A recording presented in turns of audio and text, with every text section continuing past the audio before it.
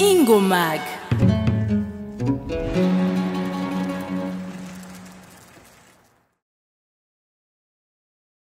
Daïdzeye et je suis médecin généraliste depuis déjà une année. Et mon projet s'inscrit dans le cadre des objectifs de développement durable du PNUD et il se renvoie au troisième qui est celui du bien-être et de la bonne santé. Mon projet propose d'offrir des consultations médicales virtuelles.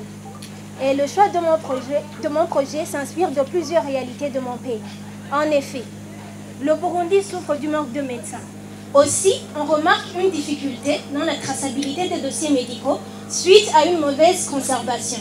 Pendant que la loi 1142/28 du Code de santé publique prône que l'archivage des dossiers médicaux devrait s'étendre sur une période de 10 ans. Et cela donc freine, vous comprenez bien, le suivi médical parce que pour un même médecin, chaque patient est toujours un cas nouveau. Et de suite, il s'ensuit qu'il y a un manque de production d'enquêtes annuelles sur l'état des lieux de la santé publique par soit des organisations gouvernementales ou non gouvernementales à volonté, parce que justement, il n'y a pas de données médicales numérisées.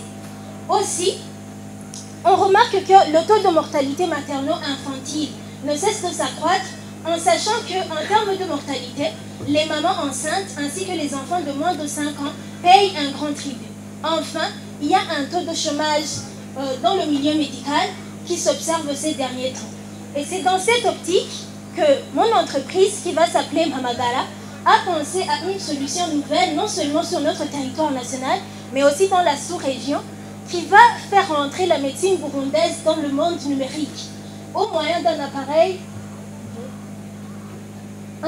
qu'on appelle Clinique Inebag, combinant les composants autant nécessaires pour l'exercice d'un médecin généraliste et d'un médecin spécialiste, mais aussi utilisant l'informatique pour permettre la connexion d'un patient et d'un médecin à distance.